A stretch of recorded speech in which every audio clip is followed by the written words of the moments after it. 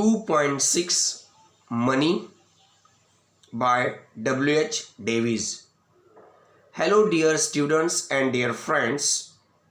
Today we are going to study the poem Money by a very famous poet in English literature, W.H. Davies. But before that, I would like to tell you to write all the activities in the icebreakers of this poem with their answers in your register or logbook of English. Discuss and solve all the activities in the icebreakers of this poem and then go for the study of this poem. Now I would like to introduce you the poet W.H. Davies first. So open your textbook of English and see on page number 122, or you can also see this on the screen in front of you, or you can also see it on the screen in front of you. William H. Davies was born in 1871 and died in 1940. William H. Davies was a Welsh poet and writer. He spent a significant part of his life as a tramp or hobo in the United Kingdom and the United States. Tramp means a homeless person or a vagabond. Hobo means also a wandering homeless person, especially one illegally traveling by rail. Peddler means a hawker. So W.H. Davies was a Welsh poet and a writer. He spent a significant part of his life as a tramp, as a homeless person in the United Kingdom and the United States. He became a peddler and street singer in England. He became hawker and street singer in England. After several years of a wandering life, he published his first volume, The Soul's Destroyer, and other poems. Now, I would like to tell you the content of the poem in brief, and then afterwards I will move towards the line by line explanation of this poem. So it is the content of the poem in brief. The poem Money tells us about the rich man who wants to be a poor man to find the real happiness. This poem tells us about the rich man who wants to be a poor man in order to find the real happiness in his life. It is when we do not have money or have lost our money, we realize how important the money is. So when we do not have money in our life or we have lost our money, then we realize how important the money is in our life. At the end, the poet says that now he doesn't have money, he has true friends, though they may be few. In the end of the poem, or by the end of the poem, or at the end of the poem, the poet has no money. The poet doesn't have money, and so he tells us that even though he doesn't have money, he has true friends, even though they are very few in number. Now, as far as this poem Money is concerned, there are four important points, and these four important points of this poem are: number one, the present poem Money by W.H.Davies is about the importance we give to possessing money. This is the first important point.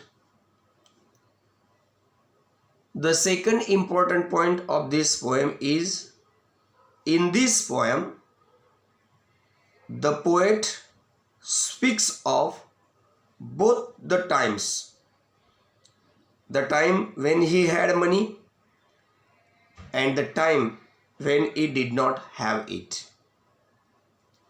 Third point, the theme of this poem Money is the effect of money on the behavior of people.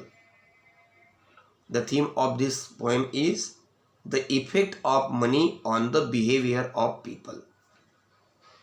And the fourth and the last important point of this poem is, this poem helps us to look at money and how it is connected to true happiness and false friends. This poem Money helps us to look at money and how it is connected to true happiness and false friends.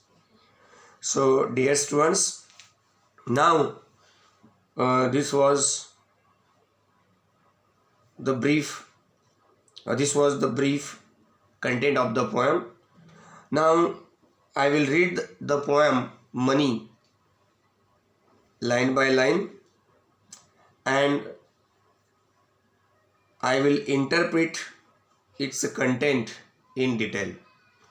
So I will read this poem line by line, and I will interpret its content in detail. So open your textbook and see the poem Money on page number 122, on the same page. Money.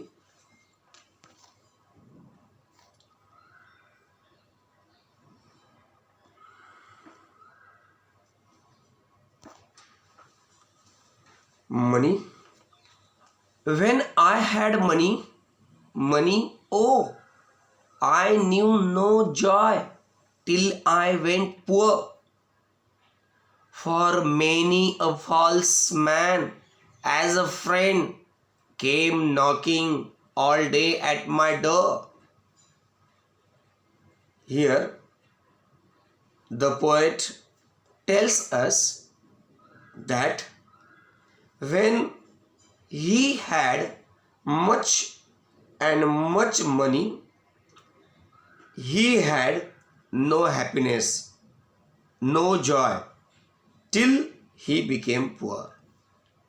I repeat, here the poet tells us that when he had much money, he had no happiness, no joy, till he became poor. When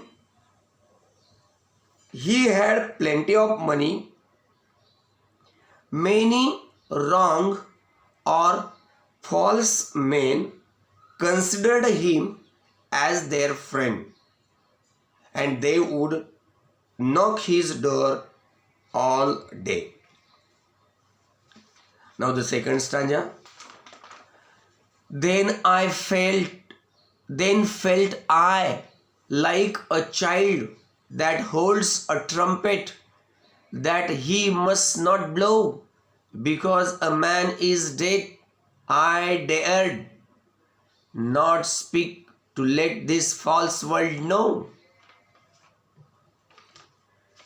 Here, the poet felt like a child.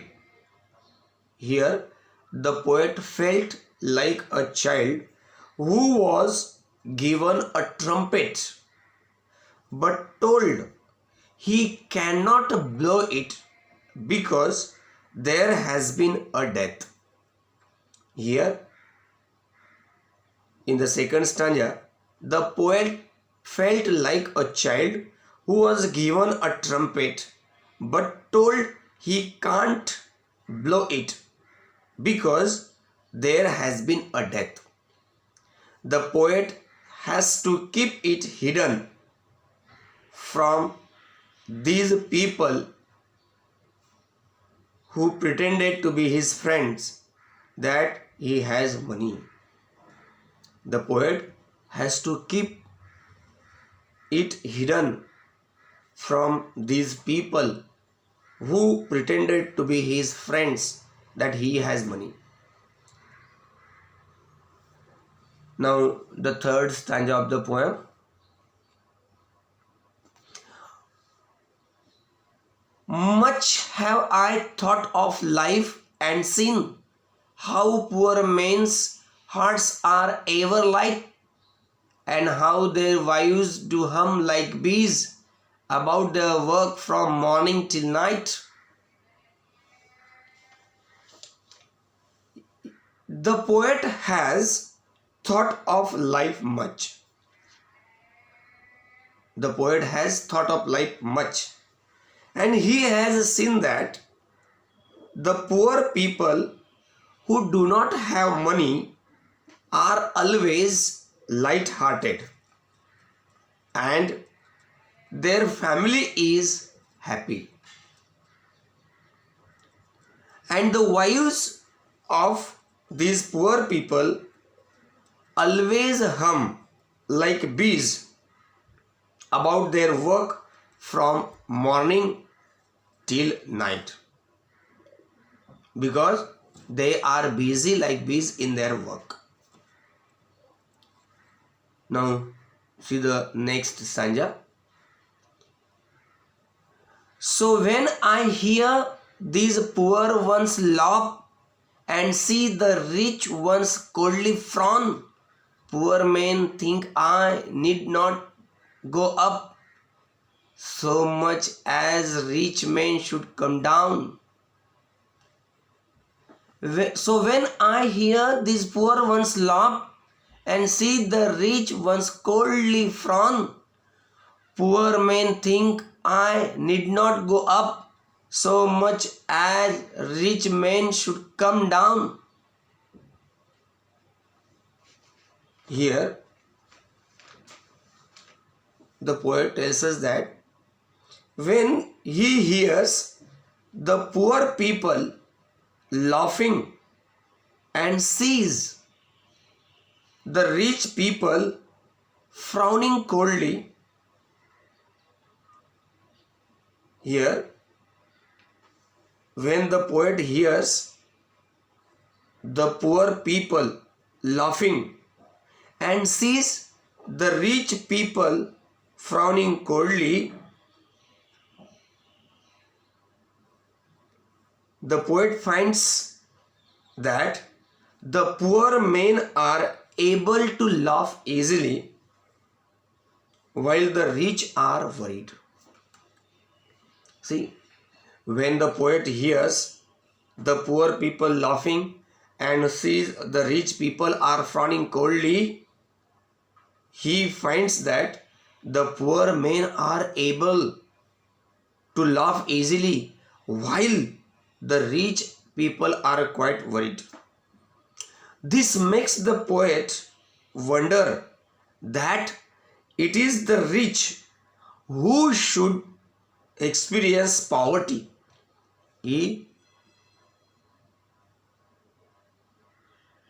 this makes the poet wonder that it is the rich who should experience poverty and not the poor who should become rich.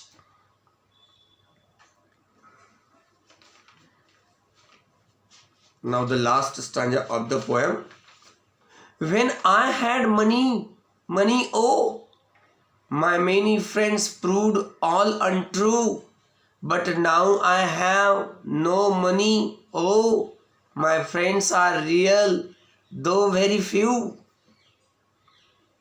In the last stanza of the poem, the poet again emphasizes that when he was rich, the people who claimed to be his friends were actually false friends. In the last stanza of the poem, again the poet emphasizes that when he was rich, the people who claimed to be his friends were actually false friends. They were not true friends. They were false friends. But now that he has no money, he has real friends. Though they are very less in number, or they are very few in number. But now, even though the poet has no money, he has real friends, true friends, though they are very few in number. So friends, thus we have finished the discussion of this poem. Once again I tell you to write down all the activities in the icebreakers of this poem with their answers in your register or logbook of English. Again, write the margin activity or margin activities with their answers in your logbook and register, and also write down or solve and write down all the activities in the brainstorming section of this poem with their answers in your logbook or register. Only just don't write the larger activities that have quite large answers, but all of you have to do the practice of writing poetic appreciation of this poem. This is very important question. So friends, I stop here. In my next video lecture, I will deal with the next topic. Thank you so much. Have a nice day.